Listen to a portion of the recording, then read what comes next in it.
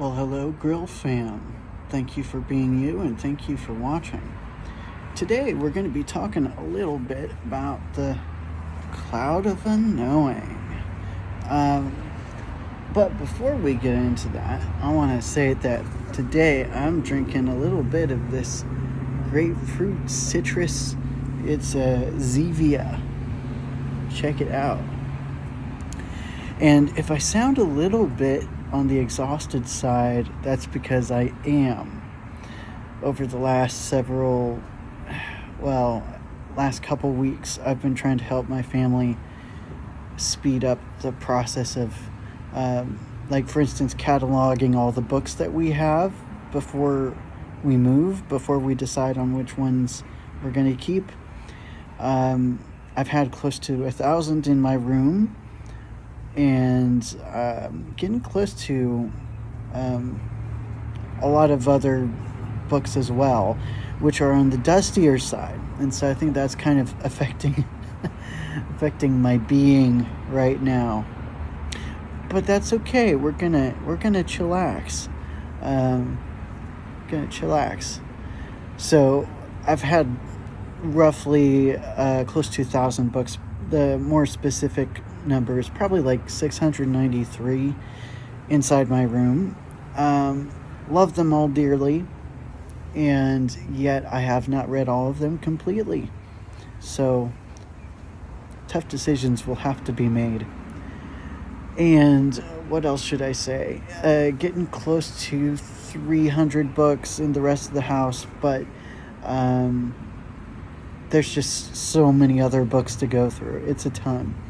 And the books aren't all the things that we've got to go through. It's just, it's been years since I've moved. I've been in California since roughly the age of 7, and now I'm 26.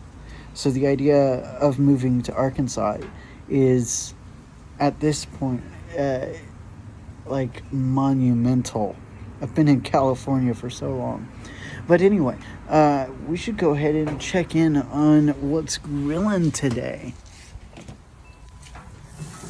All right, so I got me some 2 hot dogs, and I got me 2 smoked sausages. Take a look. Yeah.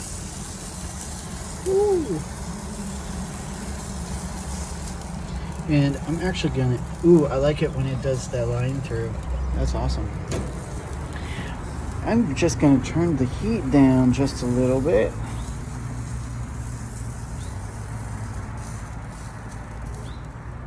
All right, and that tells me that I need to try to go a little bit quicker. Okay, so we're gonna take a little. Royal we are going to take another quick sip of this.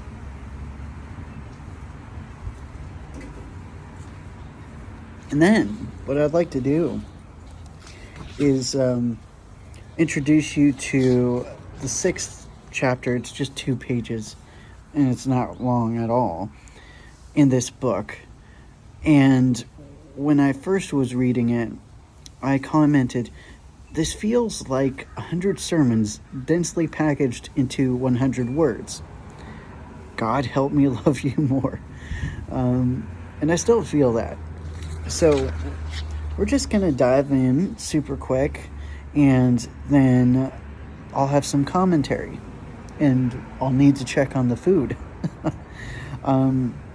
So here it is. I know you'll ask me, how do I think on God as God? And who is God? And I can only answer, I don't know. Your question takes me into the very darkness and cloud of unknowing that I want you to enter. We can know so many things. Through God's grace, our minds can explore, understand, and reflect on creation and even on God's own works. But we can't think our way to God. That's why I'm willing to abandon everything I know to love the one thing I cannot think. He can be loved, but not thought. By love, God can be embraced and held, but not by thinking. It's good sometimes to meditate on God's amazing love as part of illumination and contemplation. But true contemplative work is something entirely different. Even meditating on God's love must be put down and covered with a cloud of forgetting. Show your determination next, and let that joyful stirring of love make you resolute, and in its enthusiasm, bravely step over meditation and reach up to penetrate the darkness above you. Then beat on that thick cloud of unknowing with the sharp arrow of longing, and never stop loving, no matter what comes your way. So, we're going to let that sink in while I come check on the food again super quick. Ooh, we're further along there. Nice. Ooh, yeah, you can see it's sizzling there. Got a little bit of lime through too. When I was a bit more fancier and had a George Foreman grill, I would used to carve up the hot dogs in all sorts of ways, like signatures of our names and such. And that's always very fun, I think. And after having sat on the book, my goodness, I'm not loving this book enough. So, some comments. This book, The Cloud of Unknowing, this is a translation by Carmen Acevedo Butcher. Don't know much about that person, but I will say that this is a foundational text in Christian mysticism. And so I've been visiting and revisiting this on and off over the last several years, whether in this edition or not. And I think it's a fantastic book. I would highly recommend it. It's a journey. It's a slow read. You're going to come to it in different places, in different times of your life, and feel different things. It's probably not a thing to rush through. So a lot of what we're talking about today was hinted at. For instance, within season 1, episode 15. You might remember in 2020 I did an episode on the ascent to truth, and I also in 2019, August 8th or something, I did a post, some pensées for Ali, what about God? And in this phase 40 of 4, I was also bringing up a quote which I think I mentioned in that Ascent to Truth Grillin' episode. And that's a quote from Thomas Merton's book, right? The Ascent to Truth. Here's the quote from page 101. Deum tamquam ignoti cognoscimos, says St. Thomas Aquinas. We know God as unknown. Think back to St. Paul in the Areopagus and how he's talking about this monument to the unknown God, and that's the springboard for this cultural criticism, this really short sermon that he preaches, really a moving one. He draws on Epimenides and Aratus and all those good thinkers. But I love this. And I'm reminded of a thing from Center for Action and Contemplation.org, CAC.org.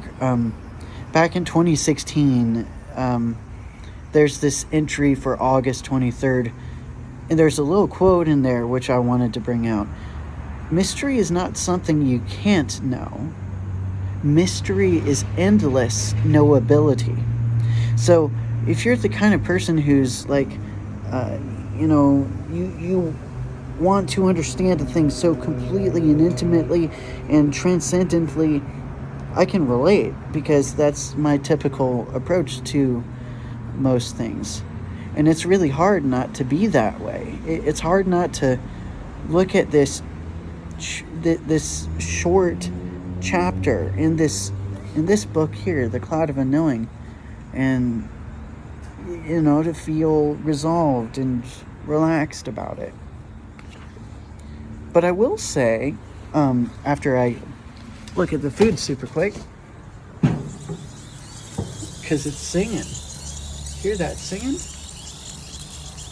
Okay, I'm going to go ahead and remove this piece here. And this one. Yeah.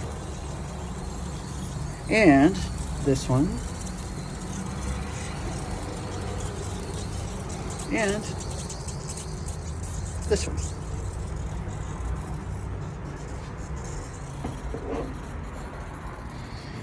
And then I'm going to turn off the grill. And then I'll share that little bit I was just thinking about right now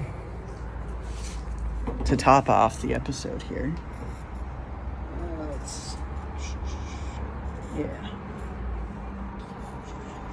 Let's see. We're getting down in here, and we're gonna close the gas line. So there we go. Yeah. And then double check to make sure it's off. Of course.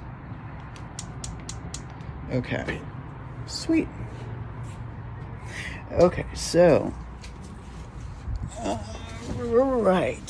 right.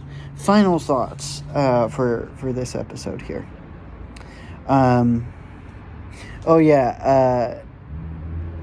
In one of the chess inflation episodes that I did recently, I came across a scene from the middle that I was thinking about, and I said, "Oh, there's this young little character, Brick, and then he's the youngest of the family, and then there's the dad, Mike Heck, and between the two of them, I think Brick most resembles what I tend to be, which is like epistemology.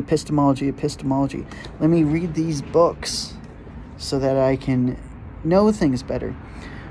But then there's Mike Heck, who is more seasoned, more mature in a lot of ways, and he seems to embody ontology and phenomenology. He says to Brick, basically, "Brick, you're looking at this book about this lake that we're in front of right now, and the book that you have has faded pictures. Just put down the book for a sec. Look up. Enjoy. Participate in what is around you." And they don't say that exactly, but it's implied in this one scene. And it's a very profound scene. It very challenging. Very deep. And so that's a segue, I think, for this next little bit here, which is so growing up and going to church services, a lot of people like to, I guess, primarily think about God as bright. And that's true. That's true up to a degree. Certainly 1 Timothy 6:16 talks about how God dwells in unapproachable light. But of course, if we kind of think about, say, like Plato's cave, how in that allegory there are people who are trapped, but once they are freed and can come out and they go toward the sun, that sun is so blinding that they feel like they're in a darker place than they were before, right? So I think it's also fitting when we look back at Old Testament passages, like, say, Psalm 97:2, clouds and thick darkness surround God, but righteousness and justice are the foundation of his throne.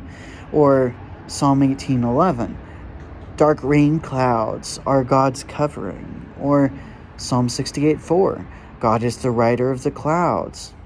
Or yet again, 1 Kings 8:12, God has made dark clouds his dwelling. So, now a whole other episode, or several episodes, could be dedicated to unpacking, like, what is the Bible? How many books are in the Bible? Is the Bible reliable? Should we view the Bible as literal in every place, as figurative in every place, or a mix of both? These discussions get really complicated, and they're really fun. But I suppose what I wanted to leave you with is, so I would suggest that the Bible is both literal and metaphorical in layers. And, well, like most everything around us is layered in interpretation, and there's so many overlaps and things like that. But it's okay. It's okay that these things are dark. And at the end of the tunnel, there is light. Even in the tunnel, there is still darkness, but that darkness is of a light kind. This is not an actual contradiction. Apparently, at first blush, it might seem to be, but yeah. Anyway, let's just chillax into the future, shall we? Let's go one step at a time. Let's try to love, try to relax, try to resolve, and try to be better. Listen to the sounds around you. Eat the food that you just cooked, Weston. Okay, so as a sermon to myself, I'm going to stop this thing, and I'm going to eat, and then I'm going to take a nap. So be well, y'all.